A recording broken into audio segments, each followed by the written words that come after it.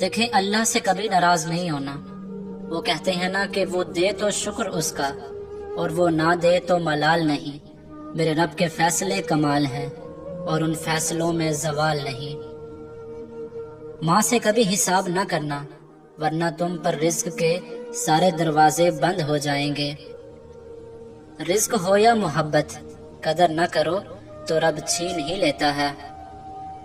سکون کہاں چھپا ہے؟ غفلت ہو جائے تو سجدے میں اور گناہ ہو جائے تو توبہ میں۔ مرد سب کچھ اپنے لیے نہیں کماتا، عورت سب کچھ اپنے لیے نہیں پکاتی۔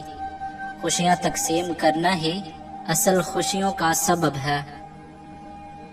اچھے ساتھی کو چھوڑنے کا نتیجہ یہ ہوتا ہے کہ اسے کوئی برا ساتھی مل جاتا ہے۔ اچھا بولنے کے لیے پہلے اچھا سننا ضروری ہے۔ نیک لوگوں کی صحبت اختیار کرو، صحبت میں بڑا اثر ہے۔ صبر رکھو، ہر چیز آسان ہونے سے پہلے مشکل ہوتی ہے۔